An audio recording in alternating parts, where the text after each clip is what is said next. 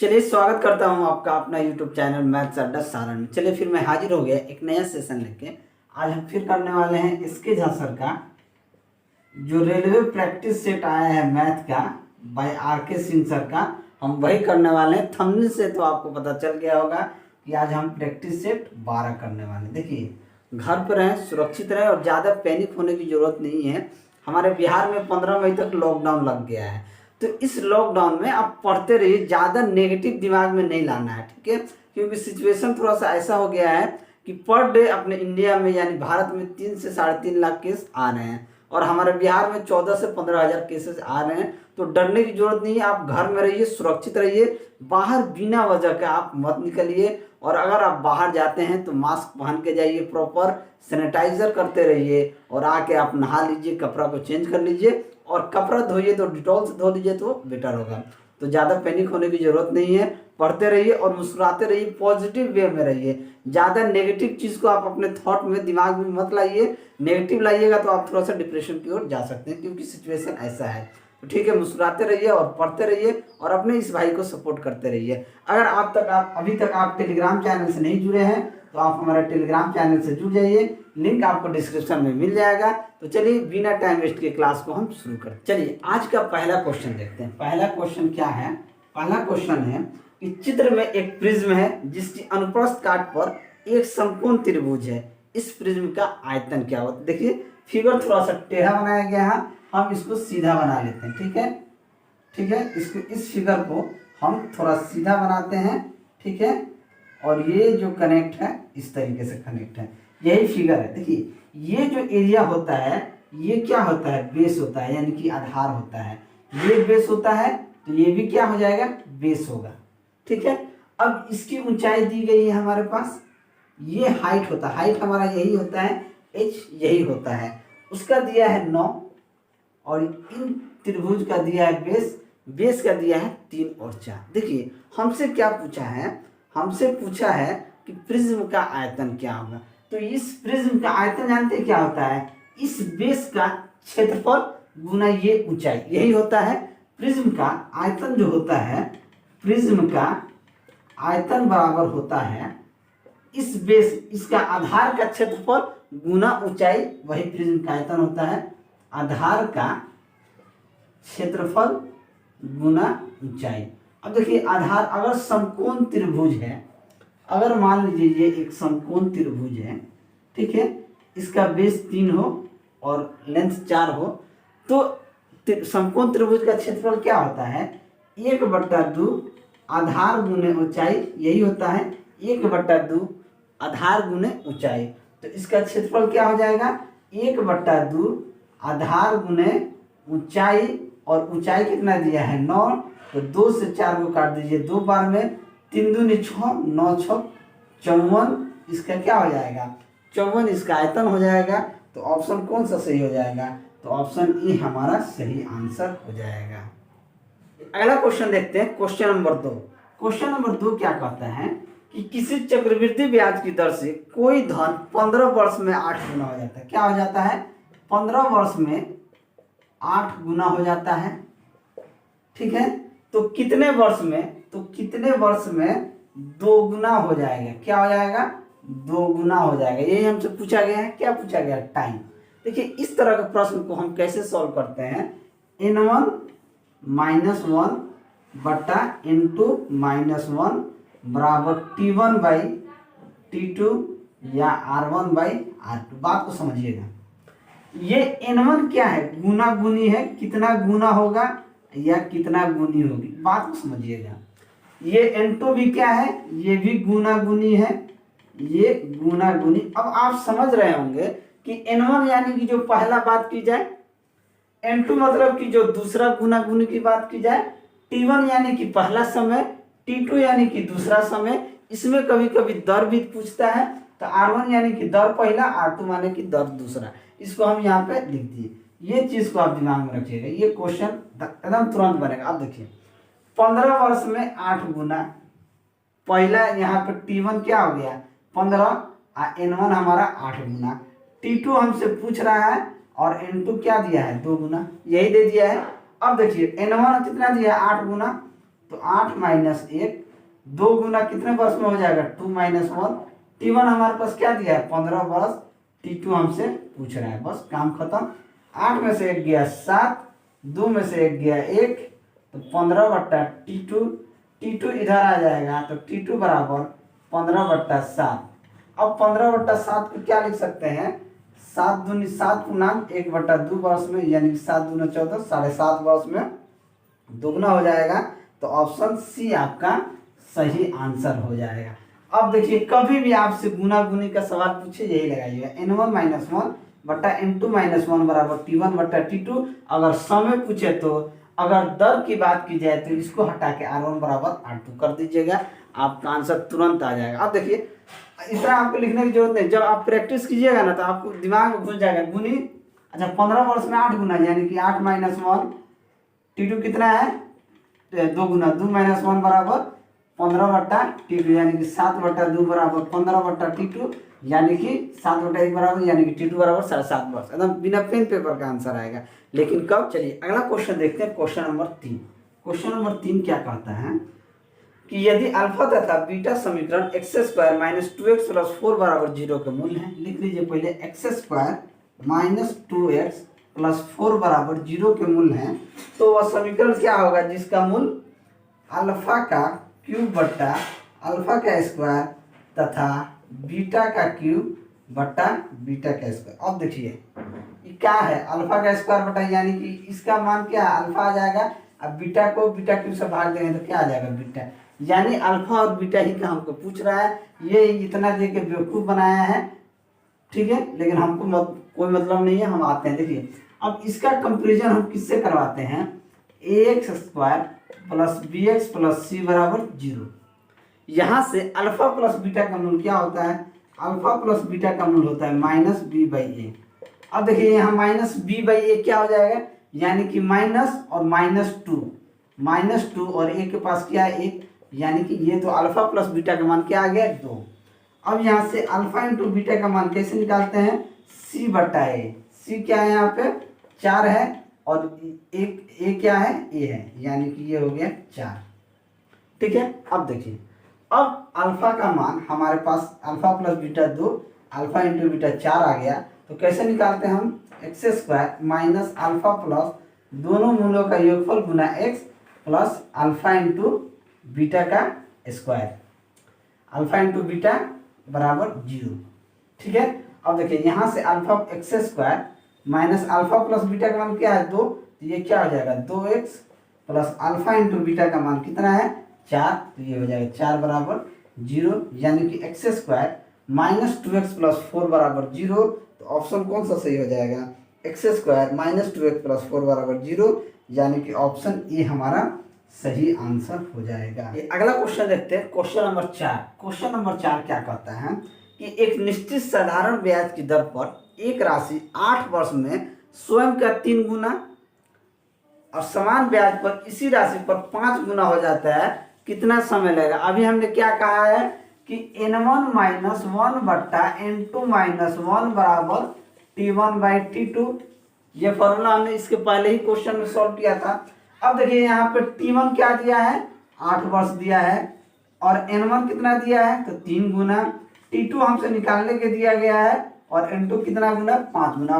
Put करेंगे n1 कितना 3 minus 1 बट्टा 5 माइनस 1 बराबर t1 कितना दिया है 8 वर्ष, t2 हमसे पूछ रहा है। 3 में से 1 गया 2, 5 में से 1 गया 4 बराबर 8 बट्टा t2, 2 से कट जाएगा 2 बार में, ये t2 में जाके 8 गुना 2 गुना हो जाएगा, यानी कि 8 गुना 2 यानी कि 16 वर्ष हमारा सही आंसर हो जाएगा। तो ऑप्शन सी हमारा सही आंसर होगा। अब देखिए जब इस पे आप प्रैक्टिस कीजिएगा ना तो आपको इतना लिखने की जरूरत नहीं। आपने देखा कि स्वयं का कितना क्वेश्चन क्या है कि 8 वर्ष में स्वयं का 3 गुना हो रहा है, तो 3 माइनस 1 5 गुना हो जा रहा है, यानी कि 5 माइनस 1 बराबर 8 बटा t2। 3 में से 1 गया 2, 2 चौके 8, 5 में से 1 गया 4, 4 चौके 16, यानी कि t2 आपका 16 आएगा। मात्र 10 सेकेंड से भी कम में इस क्वेश्चन का आप आंसर निकाल पाइएगा, लेकिन कब प्रैक्टिस कीजिएगा तब। अगला क्वेश्चन देखते हैं, क्वेश्चन नंबर 5। क्वेश्चन नंबर 5 कहता है कि cot थीटा बराबर 1 बटा √3 हो तो हमसे पूछ रहा है कि 1 माइनस कॉस स्क्वायर थीटा बटा 2 माइनस साइन स्क्वायर थीटा का मान क्या होगा। हम जानते हैं कि कॉट थीटा क्या होता है, टेन थीटा का उल्टा होता है। तो ये क्या होता है, आधार बटा लंब। अगर हम आधार बटा लंब यानी कि एक इसका आधार हो गया, लंब क्या हो गया, √3 हो गया। हम जानते हैं कि कर्ण क्या होता है, पाइथागोरस थ्योरम कहता है कि कर्ण स्क्वायर बराबर लंब स्क्वायर प्लस आधार स्क्वायर। अब इसका स्क्वायर और इसका स्क्वायर जोड़ेंगे तो 4 यानी कि √4 यानी कर्ण का वैल्यू क्या आ जाएगा, 2। जब कर्ण का वैल्यू हमारे पास 2 आ गया तो डायरेक्ट यानी कि 1 माइनस कॉस थीटा बराबर क्या होता है, आधार बटा कर्ण यानी कि 1/2 का होल स्क्वायर। और साइन थीटा होता है लंब बटा कर्ण, तो 2 माइनस लंब क्या हो गया, √3/2 का स्क्वायर, तो √3/2 का स्क्वायर यानी कि 1 माइनस 1/4, 2 माइनस 3/4। अब ये 4 एकम 4, 4 में से 1 गया, 3/4, 4 दूनी 8, 8 में से 3 गया 5/4, ये 4 कट गया यानी कि 3/5 आपका आंसर आ गया। तो ऑप्शन कौन सा सही हो गया, तो ऑप्शन डी हमारा सही आंसर हो जाएगा।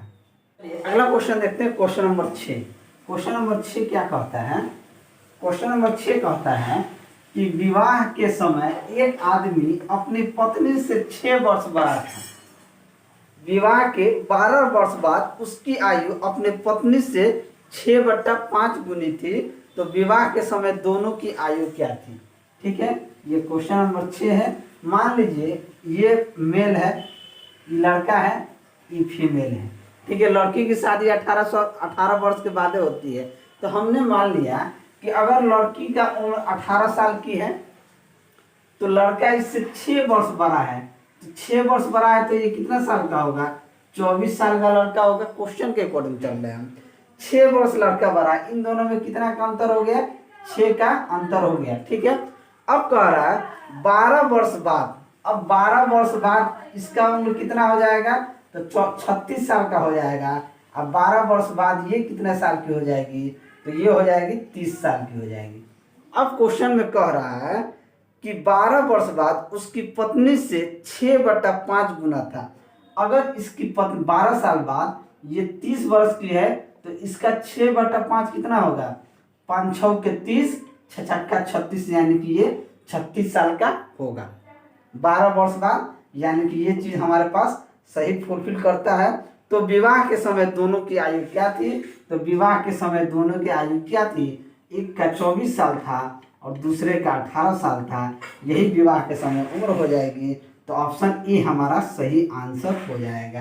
देखिए 12 साल बाद के केस में ये कह रहा है कि लड़की का जो उम्र है ना, लड़की का उम्र का 6/5 गुना लड़का का उम्र होना चाहिए। देखिए 5 36, 6 36 यानी लड़का फिट है, 36 साल का है। इसका मतलब है कि उनका उम्र 24 और 18 साल ही था।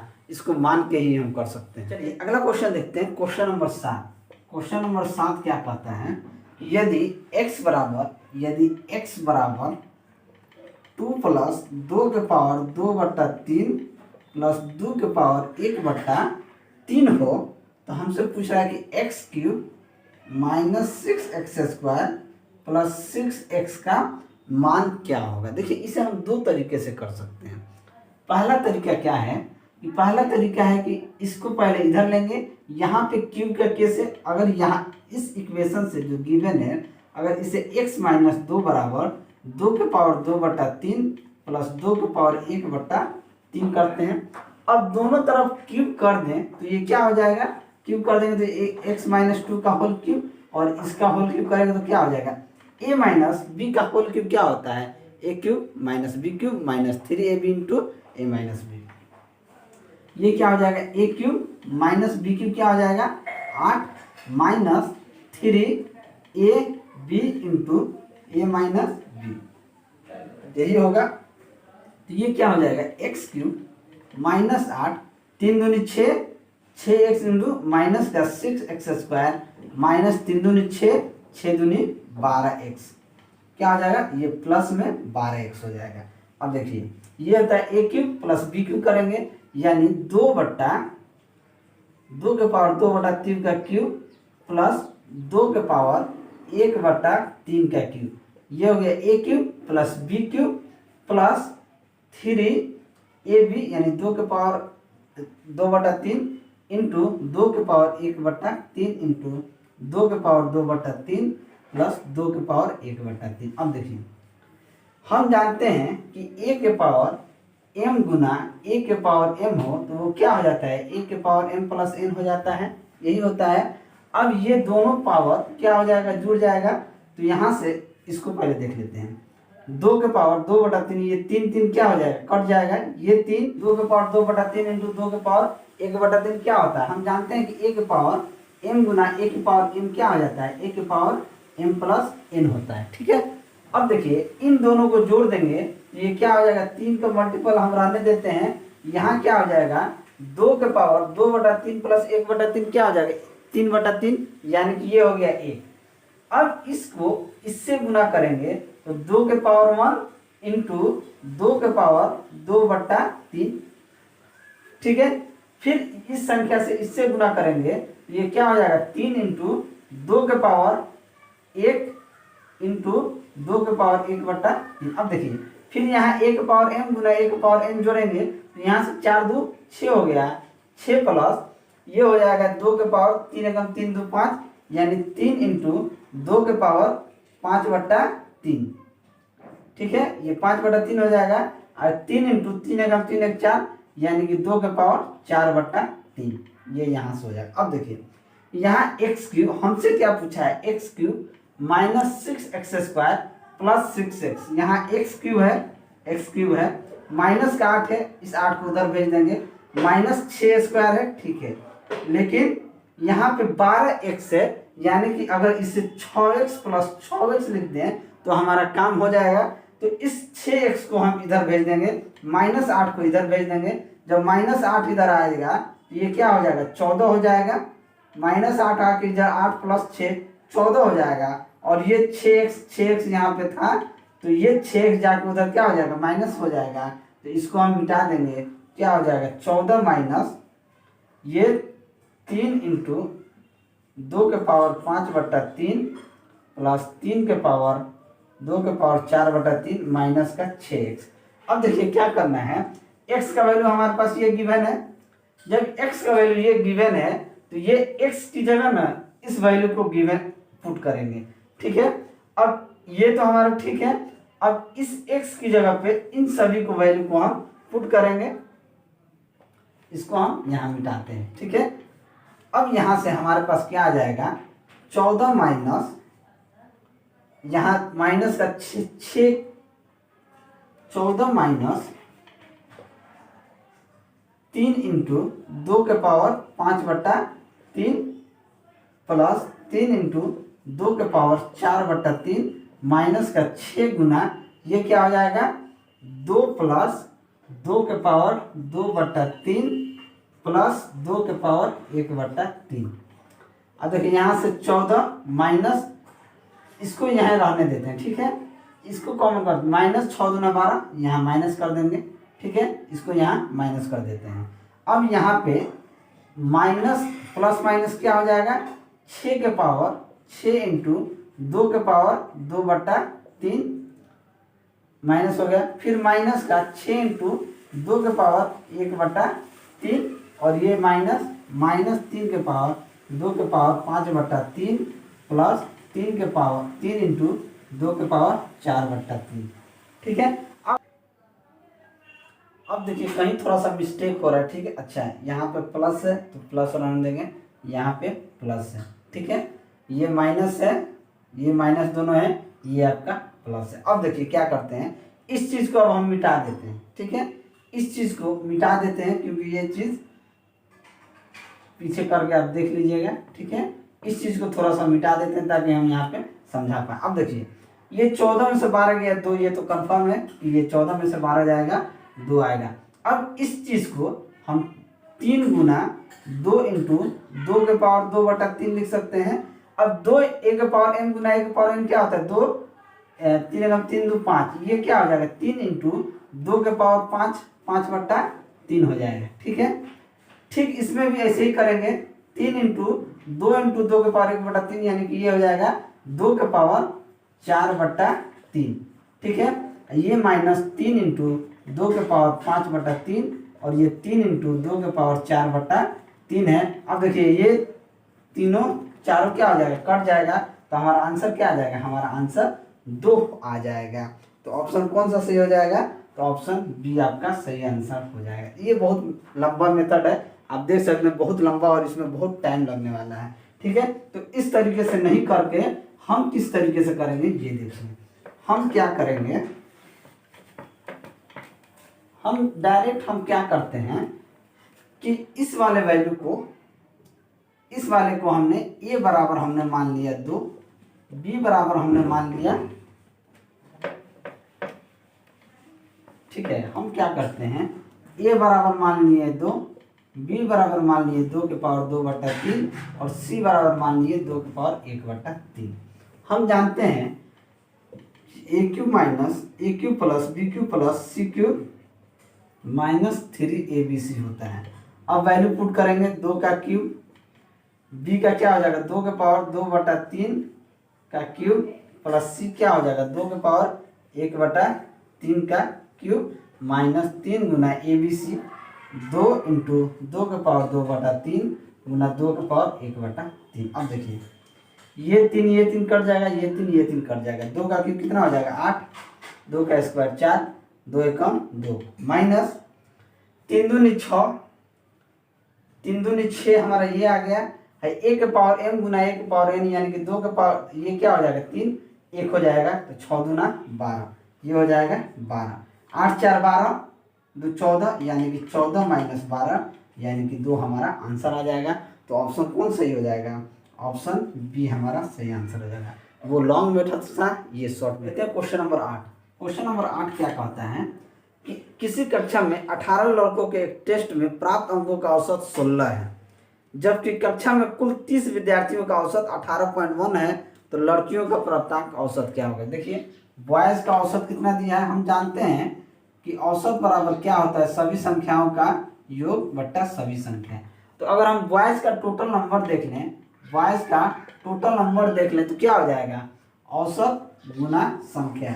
लड़का कितना है 18, औसत कितना है 16, तो 18 को 16 से गुना कर देंगे तो कितना हो जाएगा 18 दाहा 180 और 18 छके 108 यानी कि 288, ये हो गया 288। अब कह रहा है कि टोटल 30 लड़का है और औसत 18.1 है, तो टोटल का नंबर कितना हो जाएगा, टोटल नंबर क्या हो जाएगा 30 गुना 18.1 यानी कि ये हो जाएगा 18 तिया 54, 3 एकम 3, 8 तिरिक 24 के 4 हाथ में 2 3 3 2 5 यानी कि 543। अब पूछ रहा है कि गर्ल्स की क्या औसत होगा, तो गर्ल्स का जो औसत होगा, इन दोनों का अंतर कितना होगा 543 में से 288 करना 13 में से 8 गया 5, 13 में से 8 गया 5 और 4 में से 2 गया 2 यानी 255। और औसत पूछ रहा है, तो 255 में से कितना, अगर बॉयज 18 है तो लड़की कितनी होगी 12 होगी, 255/12 यानी कि 12 दूना 24 और 12 दूना 24 और 12 दूना 24 और 12 एकम 12, ठीक है, और फिर 12 दूनी 24 यानी 21.2 के आसपास आंसर आ जाएगा, तो 21.25 ही होगा, तो 21.25, तो ऑप्शन ए हमारा सही आंसर हो जाएगा। चलिए अगला क्वेश्चन देखते हैं, क्वेश्चन नंबर 9। क्वेश्चन नंबर 9 क्या कहता है, कहता है कि 5 इंटू 5 पूर्णांक 17/37 गुना 4 पूर्णांक 51/52 गुना 11 पूर्णांक 1/7 प्लस 2 पूर्णांक 3/4 का वैल्यू क्या होगा। देखिए क्या करेंगे, इसको इसमें गुना करेंगे और इसमें प्लस करके लिख लेंगे, तो क्या हो जाएगा 7 5 35 के 5 हाथ में 3 और 5 3 15, 5 3 15 और 3 18 185 और 17 7 5 12 के 2 हाथ में 1 8 9 10 के 0 हाथ में 1 1 202/37 हो गया।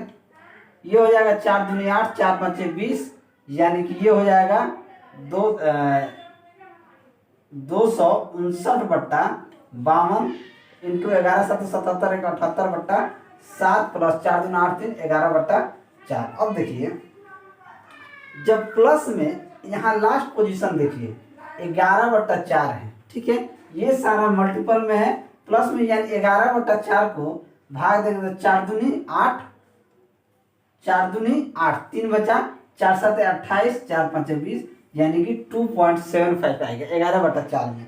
यानी कि ऑप्शन में 7.5 में 2 ऑप्शन है, ठीक है। अब इसको हमको पूरा काट पीट करना होगा। अब देखिए 7 से इसको हम काट देंगे, 7 तिरके 21, 7 7 49, 37 बार में कट गया, ठीक है। अब देखिए ये 37 से 37 कट गया, ये कट जाएगा 3 से 8 7 15, 3 से कट जाएगा, 3 दूनी 6 और 3 6 18, 3 से कट जाएगा ये 5 2 7, 3 से ये नहीं कटेगा, ठीक है। ये 3 से नहीं कटेगा, 1 मिनट, ये 52 और 78 ही रहेगा। यहाँ पे 52 है और 78 है, 13 चौके 52, 13 छक 78, काम खत्म इसका भी।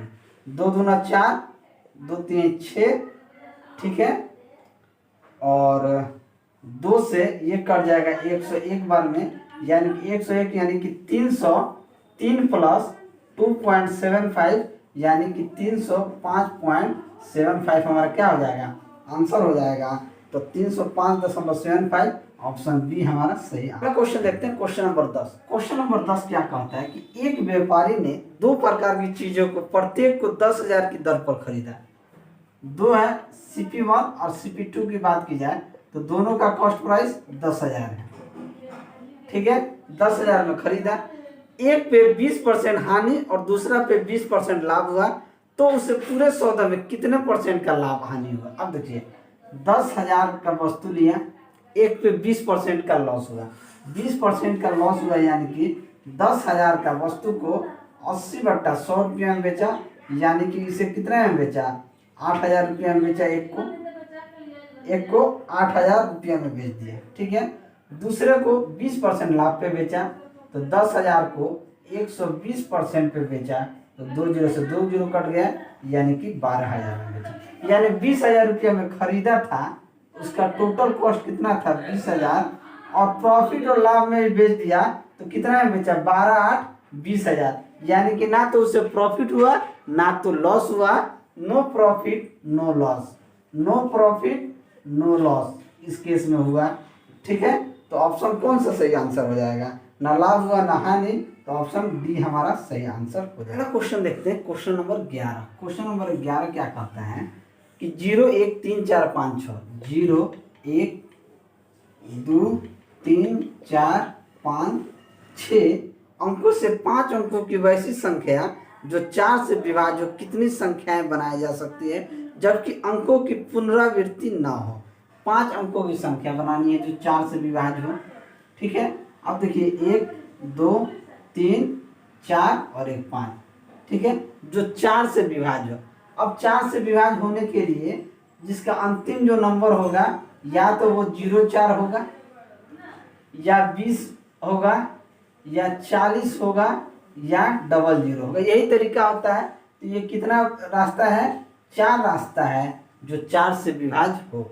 अब यहाँ 3 रख सकते हैं, यहाँ 4 रख सकते हैं, यहाँ 5 रख सकते हैं, तो टोटल कितना संख्या, 4 तरीका तो ये है, तो 4 गुना 5 गुना 4 गुना 3, यानी 4 5 20, 20 चौक 80, 80 तिया 240, यानी ये इसे 240 तरीके से पहला तरीका में रख सकते हैं।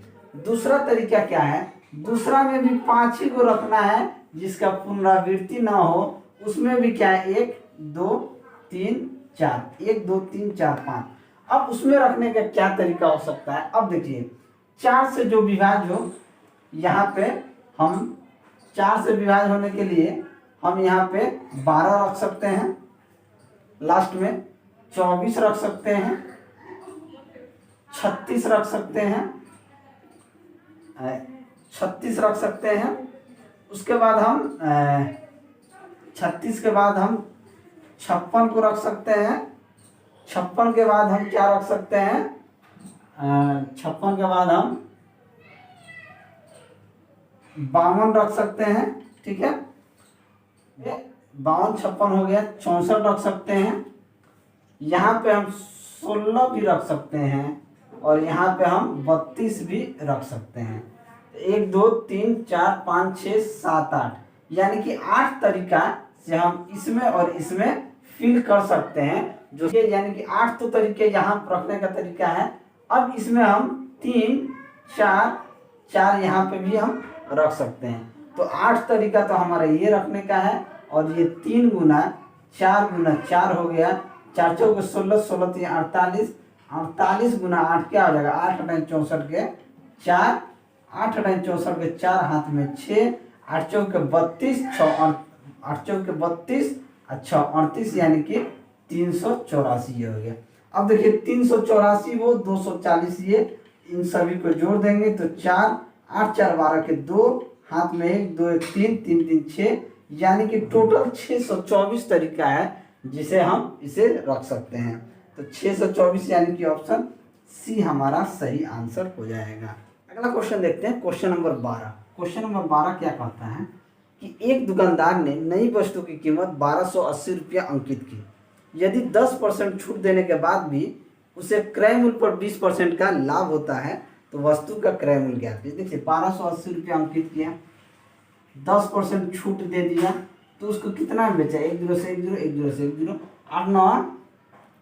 8 9 72 के 2 हाथ में 7, 9 दूना 18 7 25 के 5 हाथ में 2, 9 9 2 11, यानी कि 1152 रुपये में बेचा। ठीक है, फिर भी उसे कितना का फायदा हुआ, 20% का फायदा हुआ। 20% का मतलब क्या होता है कि 20/100 यानी कि 1/5, यानी यहाँ से अगर हम कॉस्ट प्राइस और सेलिंग प्राइस का रेशियो निकालें तो 5 रुपया का सामान था तो 6 रुपया में बेचा है। ये इसी 6 रुपया का वैल्यू कितना दिया है, 1152 रुपया, यानी ये कितना गुना है, तो 6 कम 6 9 6 54, 6 दूनी 12, 152 गुना है। तो इसका कितना प्राइस था, 5 दूनी 10 के 0, हाथ में 1, 9 5 45 से 46 के 6 हाथ में 4, 5 में 4, 960 रुपया उस वस्तु का क्या था, क्रय मूल्य था। तो ऑप्शन बी हमारा सही आंसर हो जाएगा। तो देखते हैं क्वेश्चन नंबर 13। क्वेश्चन नंबर 13 क्या कहता है कि 1 मिनट 12 सेकेंड में 1 मिनट 12 सेकेंड में 1 घंटे का कितना प्रतिशत होता है। देखिए 1 मिनट में कितना सेकेंड होता है, तो 1 मिनट में 60 सेकेंड होता है। तो 1 मिनट 12 सेकेंड में कितना सेकेंड होगा, यानी कि 72 सेकेंड होगा। कितना होगा, 72 सेकेंड। अब देखिए 1 घंटा में कितना सेकेंड होगा, तो 60 गुना 60 मिनट इंटू 60 सेकेंड कितना हो जाएगा, 3600 सेकेंड कितना 1 घंटा में होता है। तो 1 घंटा का कितना प्रतिशत है, 1 मिनट 12 सेकेंड, तो 72/3600 गुना 100% कर देंगे, 2 0 से 2 0, 36 दूना 72, यानी कि 2% है। 1 मिनट 12 सेकेंड 2% है 1 घंटे का। तो ऑप्शन बी हम कौन सा सही हो जाएगा, ऑप्शन ए हमारा सही आंसर हो जाएगा। अगला क्वेश्चन देखते हैं, क्वेश्चन नंबर 14। क्वेश्चन नंबर 14 क्या कहता है कि यदि 2x माइनस 3y प्लस 5 बराबर 0 हो और px प्लस 6y प्लस 7 बराबर 0 दो समांतर रेखाएं हो तो p का मान क्या हो। देखिए a1x plus b1y plus c1 बराबर 0, a2x plus b2x plus c2 बराबर 0 होता है। जब समानांतर होता है तो क्या होता है, a1/a2 बराबर होता है b1/b2 के। तो यहाँ a1/a2 क्या हो जाएगा, 2/p बराबर ये b1/b2 क्या हो जाएगा, -3/6। अब देखिए 3 दूनी 6, 2 दूनी 4, यानी कि p बराबर -4 हमारा आंसर हो जाएगा। तो ऑप्शन सी हमारा सही आंसर हो जाएगा। अगला क्वेश्चन देखते हैं, क्वेश्चन नंबर 15। क्वेश्चन नंबर 15 क्या कहता है कि एक सिपाही चोर का पीछा कर रहा है जो कि चोर से 100 मीटर पीछे है। ठीक है, यदि सिपाही व चोर की चाल 5:4 में है तो पकड़े जाने पे चोर की चाल क्या हो जाएगी। ये सिपाही है, इस चोर को हमने सी लिख दिया। ठीक है, इन दोनों का अनुपात कितना है, 5:4। अब इन दोनों का डिफरेंस कितना है, 1 यूनिट। यही 1 यूनिट 100 मीटर के बराबर दिया हुआ है। तो चोर पकड़े जाने पर कितना मीटर दूरी तय कर लेगा, तो 400 मीटर दूरी तय कर लिया होगा, तब जाके पकड़ाया होगा। तो चोर कितना दूरी तय कर लिया होगा, तो 400 मीटर। तो ऑप्शन सी हमारा सही आंसर हो जाएगा। तो देखते हैं क्वेश्चन नंबर 16। क्वेश्चन नंबर 16 कहता है कि यदि ताश की गड्डी से एक पत्ता खींचा जाता है तो जो ताश का पत्ता का एक चिट्ठी यानी क्लब का एक ऑनर कार्ड होने की प्रायिकता क्या होगी। ऑनर कार्ड टोटल कितना होता है, टोटल ऑनर कार्ड 16 होता है, जिसमें 8 रेड होता है और 8 ब्लैक होता है। अब कह रहा है चिट्ठी टोटल ताश के पत्ते में संख्या कितनी होती है। देखिए क्या होता है, प्रायिकता क्या होता है, प्रोबेबिलिटी जो होता है शर्त बटा टोटल जो संख्या। अब देखिए शर्त कह रहा है कि चिट्ठी निकालना है तो टोटल चिट्ठी कितना होता है, तो 4 होता है, ये शर्त है। और टोटल जो ताश का पत्ता होता है वो कितना होता है, 52 होता है, तो 4/52 यानी कि 13, 1/13 प्रायिकता हो जाएगी उसमें से निकालने के लिए। ठीक है, तो ऑप्शन ए आपका सही आंसर हो जाएगा।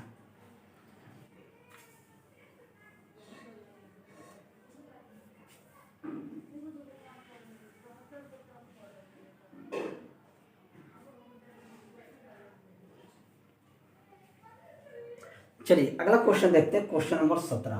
क्वेश्चन नंबर 17 क्या कहता है कि दो रेलगाड़ियां एक्स तथा वाई स्टेशन ए तथा बी से क्रमशः बी तथा ए की ओर एक ही समय पर चलना प्रारंभ करती है। दो स्टेशन है एक्स तथा वाई, ये एक्स और वाई दो स्टेशन है। ठीक है, ए तथा बी क्रमशः ये ए है, ए इधर से आ रही है और बी इधर से आ रही है। मान लीजिए चलना प्रारंभ करती है, एक दूसरे को मिलने के बाद वे क्रमशः 4 घंटा 48 मिनट तथा 3 घंटा 20 मिनट में बी तथा ए पर पहुंच जाती है। यदि एक्स की चाल 45 किलोमीटर प्रति घंटा है तो वाई की चाल क्या हो। देखिए ये दोनों चली, एक यहाँ से आई एक यहाँ से आई, लेकिन ये मिलने के बाद देखिए ऐसे ही चलता है। इसका एक बहुत ज़बरदस्त ट्रिक है, वो आप ये एक दूसरे को मान लीजिए यहाँ पे मिली और मिलने के बाद एक पहुँच गई कितना देर में, 4 घंटा 48 मिनट में, दूसरा 3 घंटा 20 मिनट में पहुंच गई। ठीक है, 3 घंटा 20 मिनट में पहुंच गई। पहले का जो चाल है वो 45 किलोमीटर प्रति घंटा है, एक्स का जो चाल है 45 किलोमीटर प्रति घंटा है, तो हमसे पूछ रहा है कि दूसरे का चाल क्या होगा। अब देखिए 4 घंटा 48 मिनट का मतलब हो गया 4 + 48/60, यही होगा। ये हो जाएगा 12 × 4 = 48, 12 × 25 = 60, यानी कि ये हो जाएगा 5 × 20 यानी कि 24/5। 3 घंटा का मतलब हो गया 3 + 20 मिनट का 20/60, 20 × 3 = 60, यानी कि 3 + 1/3 यानी कि तितरी के 9 × 1 = 10/3 घंटा, ये 24/5 घंटा। अब देखिए इस तरह के प्रश्न को आप निकालिए, V1/V2 बराबर √T2/√T1। ठीक है, V1/V2 बराबर √T2/T1, या डायरेक्ट इसको लिख सकते हैं √T2/T1। ठीक है, या √T2/T, ये √T2/T1 इसी पे निकलता है। ये कब होता है, जब दो ट्रेन एक दूसरे तरफ आती है और वहां एक स्थान पे मिलने के बाद वो अपना समय में तय कर लेती है, तब ये फॉर्मूला आप लगाइएगा। ठीक है, बस अब देखिए पहला केस दिया है, पहले का चाल हमारे पास 45 किलोमीटर प्रति घंटा दे दिया, यानी V1 दे दिया है।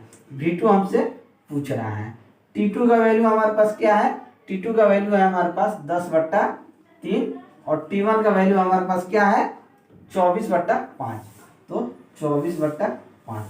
अब ये क्या हो जाएगा, ये √10/3 × 5/24, यही होगा 5/24, तो ये क्या हो जाएगा 10/3 नीचे आ गया, ये 5 ऊपर चला जाएगा, 10/3 × 5/24। ठीक है, ये क्या हो जाएगा √50/72, क्या हो जाएगा। क्या करते हैं इसको, अगर हम इसे 2 × 5 × 5 बटे इसे लिख दें 8 × 9, तो यहाँ से क्या बाहर आ जाएगा, यहाँ से तो 5 बाहर आ गया, 2 चौके 8, 2 चौके 8 कट गया 4, यानी कि 2 3 6, 5/6 आ गया।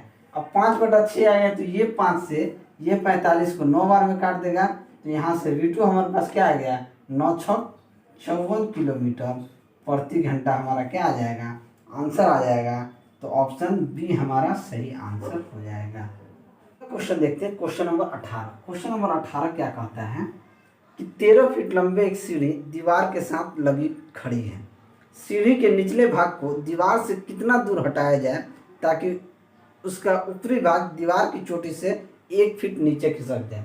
अब देखिए, मान लीजिए एक ये है, ठीक है, सीढ़ी लगा हुआ है इस तरीके से दीवार पे, ठीक है, यानी इसको 13 फीट हम मानते हैं, ठीक है, ये टोटल 13 फीट है। लेकिन इसको कितना घिसकाया जाए कि ये 1 फीट जो है ऊपर से घिसक जाए। जब ऊपर से ये 1 फीट नीचे घिसकेगा तो इसका कितना वैल्यू हो जाएगा, यहाँ तक का मान कितना हो जाएगा, लंबाई ये जो होगा ये कितना हो जाएगा, 12 फीट हो जाएगा, ठीक है। और हम जानते हैं कि जब ये लंबाई 12 फीट होगा तो एक त्रिकोणमिति में ट्रिपलेट होता है। अगर ये 12 है तो ये 13 हो जाएगा और ये 5 हो जाएगा, क्योंकि ट्रिपलेट क्या होता है, 5 12 13 होता है, यानी कि आधार 5 लंब 12 तो कर्ण 13 हो जाएगा। यानी कि सीढ़ी को यहाँ से 5 फीट घिसकाना होगा, तब जाके ऊपर से वो 1 फीट घिसक जाएगा। तो ऑप्शन बी हमारा सही आंसर हो जाएगा, 5 फीट।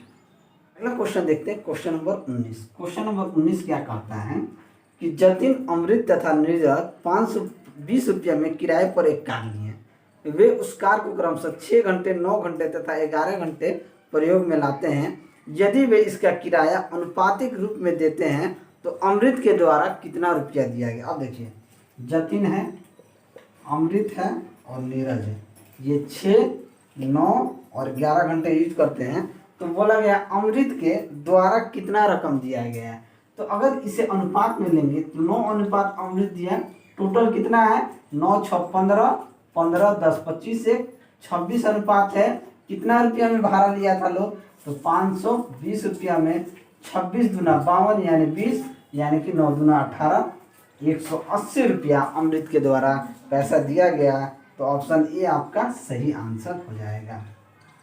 अगला क्वेश्चन देखते हैं, क्वेश्चन नंबर 20। क्वेश्चन नंबर 20 क्या कहता है कि निम्न जानकारी 60 सिग्मा एक्स स्क्वायर का वैल्यू 18,000 है, तो सिग्मा एक्स बराबर 960 के आकार के एक नमूने से संबंधित है, तो प्रसरण हमसे क्या पूछा। अब देखिए, यहाँ से सिग्मा स्क्वायर का वैल्यू क्या हो जाएगा, 18,000 बट्टा 60, 1 0 से 1 0 कट गया, 36 18 यानी कि 300।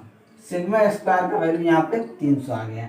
यहाँ से अगर सिग्मा एक्स देखा जाए तो 960 बट्टा 60 अकॉर्डिंग टू दिस क्वेश्चन, यानी कि ये कितना हो जाएगा, 16 हो जाएगा। अगर यहाँ सिग्मा स्क्वायर किया जाए तो 16 का स्क्वायर कितना हो जाएगा, 256। अब इन दोनों का अंतर निकाल लीजिए, आपका प्रसरण आ जाएगा। 10 में से 6 गया 4, 9 में से 5 गया 4, यानी कि 44 आपका सही आंसर हो जाएगा। तो ऑप्शन बी हमारा सही आंसर हो जाएगा। क्वेश्चन देखते हैं, क्वेश्चन नंबर 21। क्वेश्चन नंबर 21 क्या कहता है कि एक डिब्बे में 2 द्रव ए तथा बी का मिश्रण 1:2 में अनुपात में है। 2 डिब्बा है, 1 अनुपात ए बी में 1:2 में है, ठीक है। जब 15 लीटर मिश्रण निकालकर उसमें उतना ही द्रव ए भर देते हैं, 15 लीटर इसमें से मिश्रण क्या करते हैं, निकाल देते हैं और ए में भर देते हैं, तब ए और बी का अनुपात क्या हो जाएगा, 2:1 हो जाता है, ठीक है। तो शुरुआत में डिब्बे में द्रव बी में कितना मात्रा था, देखिए मिश्रण 3 अनुपात है, टोटल 3 अनुपात में है। अगर 15 लीटर पानी निकल भी जाएगा ना तो भी मिश्रण उतना ही रहेगा, मिश्रण में कोई चेंजिंग नहीं होगा।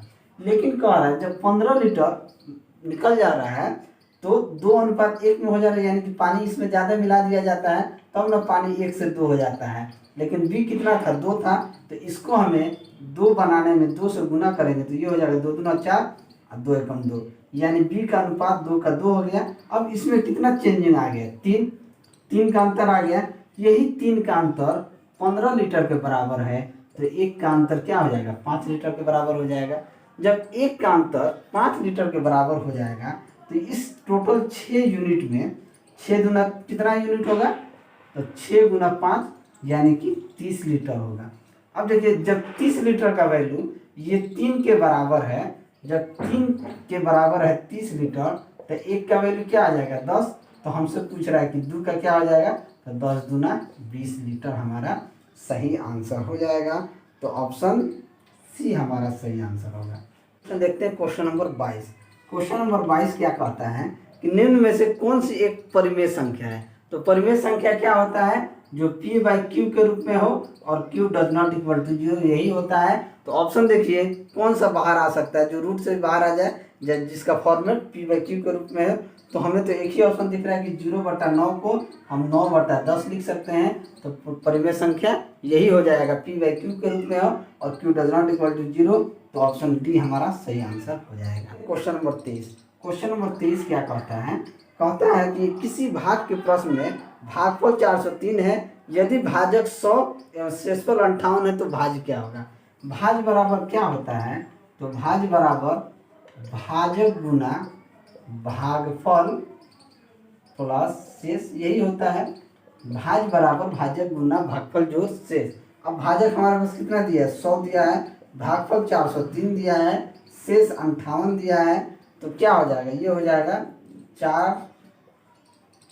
403 00 प्लस 58, जोड़ दीजिए 403 58 यानी कि 40,358 आपका सही आंसर हो जाएगा।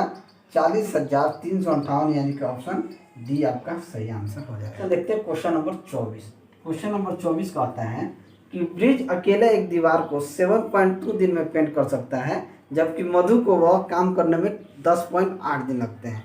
ब्रिज एक काम को 7.2 में और मधु जो है वो 10.8 दिन में कर सकती हैं। एक साथ काम करने पर दीवार का 5/6 भाग को पेंट करने में कितना दिन लगेगा। देखिए पॉइंट में इसे हम पॉइंट हटा के इसे हम 7.2 से 72 कर देते हैं और इसे 108 कर देते हैं, कोई दिक्कत नहीं है। दोनों में 10 से गुना कर दिए। अब देखिए इन दोनों का एलसीएम हम क्या ले सकते हैं, 108 गुना 2 6 दूनी 8 8 2 16 3, हाँ इसका एलसीएम हम 216 ले लें। अब 72 तिया बी का क्षमता क्या हो जाएगा, बी का कार्य करने का क्षमता 3 हो गया और मधु का काम करने का 216/108 यानी कि 2 हो गया। अब देखिए कह रहा है इस काम का 5/6 यानी कि 216 का 5/6 ये लोग कितना दिन में करेगा, ये 36 18 6 का 36 यानी कि 6/30 के 0 हाथ में 3 5 6/30 के 0 हाथ में 3 5 या 15 3 18 यानी कि 180 जो काम है ये कितना दिन में कर देगा। इसका 5/6 काम 180 काम करना है। अब देखिए ब्रिज और मधु जो है ये एक दिन में कितना काम कर सकते हैं लोग, तो 3 2 5, तो 180 काम ये लोग 5 के एफिशिएंसी से कितना दिन में करेंगे, 5 तिहाई 15 5 तिहाई 15 5 36 यानी कि ये काम 36 दिन में ये लोग निपटा देंगे, यानी कि 36 यानी कि 3.6 दिन में। यहाँ पे हमने पॉइंट 10 से गुना किया था, यहाँ 10 से हम भाग दे देंगे तो 3.6 दिन में इस काम पर निपटा देगी। तो ऑप्शन डी हमारा सही आंसर हो जाएगा। Question number 25। क्वेश्चन नंबर 25 कहता है कि नीचे दिए गए चित्र में कोण QSR का मान ज्ञात करना है। कोण QSR का मान ज्ञात करना है। देखिए एक कोण दिया गया, कोण P जो है 50 डिग्री है और उसके सामने S है, कोण QSR। तो देखिए क्या होता है, इस तरह के कोण को हम निकालते हैं 90 डिग्री माइनस A/2 और एक क्या वैल्यू होता है, यानी जिसके सामने वाला कोण होता है ये थ्योरम होता है। तो कोण P का मान 50 डिग्री दिया गया है, उसके सामने ही कोण S है, तो 90 डिग्री माइनस A/2 कर देंगे, यानी कि 90 डिग्री माइनस 50/2 यानी कि 25। तो 90 में से 25 जाएगा, कितना हो जाएगा 65 डिग्री, यानी कि कोण QSR का मान हो जाएगा 65 डिग्री। तो ऑप्शन बी हमारा सही आंसर हो जाएगा। तो चलिए अगर मेरा वीडियो आपको अच्छा लगा हो तो वीडियो को लाइक करें, दोस्तों में शेयर करें। अगर आप हमारे चैनल पर नए हैं तो चैनल को सब्सक्राइब करें। मैं ऐसे ही वीडियो लेके आपके सामने हाजिर होता रहूँगा। चलिए मिलते हैं अगले वीडियो में, तब तक के लिए जय हिंद।